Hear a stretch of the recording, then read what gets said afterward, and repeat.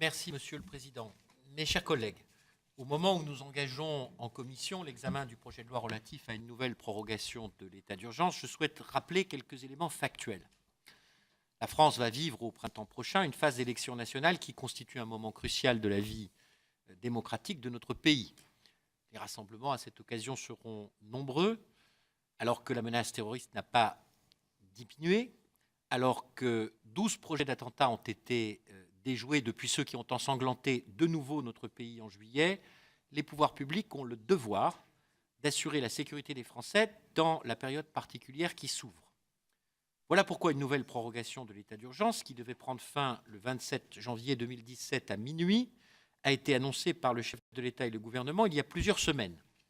En raison des dispositions particulières de la loi du 3 avril 1955 qui viennent d'être rappelées par notre président,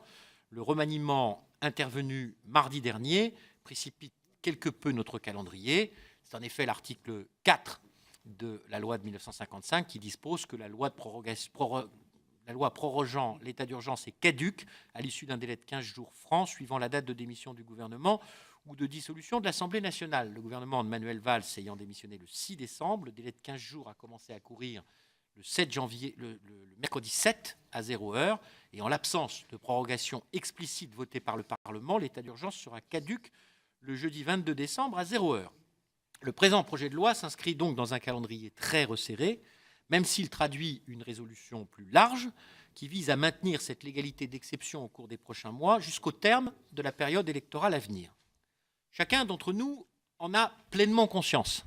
L'état d'urgence n'a pas vocation à être prolongé indéfiniment, comme l'ont fort justement redit notre président Dominique Raimbourg ainsi que le co-rapporteur Jean-Frédéric Poisson dans le cadre de leurs travaux de contrôle parlementaire.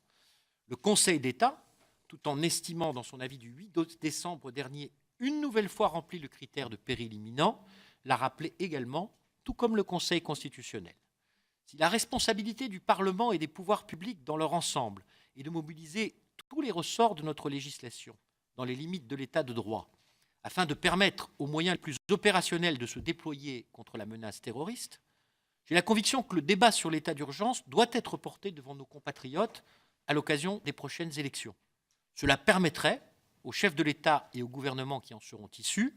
de disposer d'un mandat clair du peuple français sur la question complexe du terme de l'état d'urgence.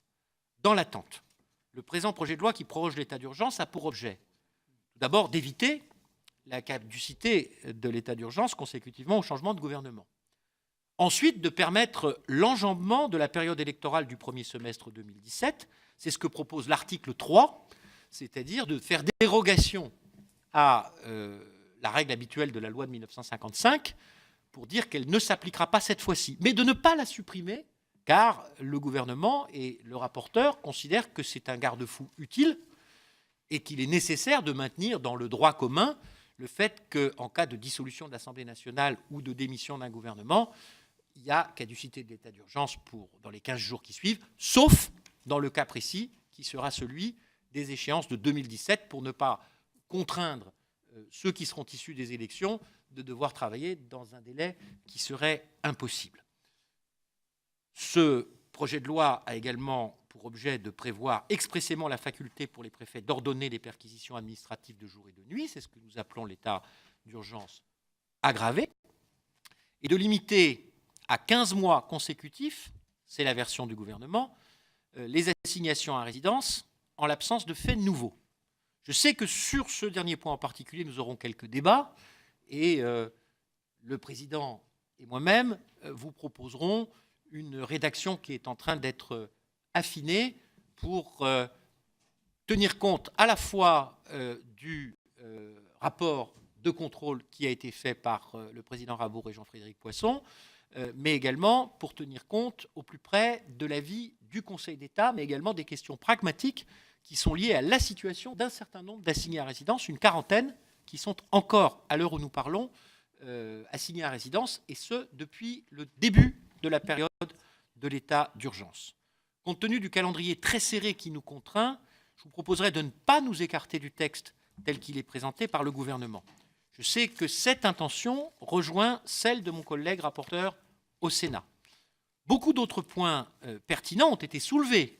dans le rapport de contrôle de nos collègues Rimbourg et Poisson qui a été présenté la semaine dernière. Je pense que nous avons besoin d'un peu de temps pour les approfondir. À mes yeux, l'idéal demeure une inscription dans la Constitution du cadre de l'état d'urgence et je regrette que nous n'ayons pas pu y parvenir au mois de janvier dernier. À minima, une refonte de la loi de 1955 m'apparaît nécessaire, même si la loi simple présente naturellement moins de garanties de stabilité et moins de freins à tout éventuel emballement. Pour le reste, je rappelle aussi, puisque le président a signalé que nous venons de désigner un rapporteur et que nous examinerons ce texte au mois de janvier, que nous disposerons d'un véhicule législatif qui nous permettra, avec davantage de temps, si les collègues le souhaitent, de revenir sur ces matières qui ont été évoquées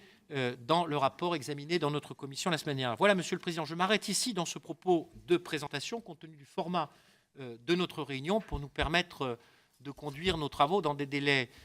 raisonnables et je pense avec toute la sérénité et toute la hauteur qu'exigent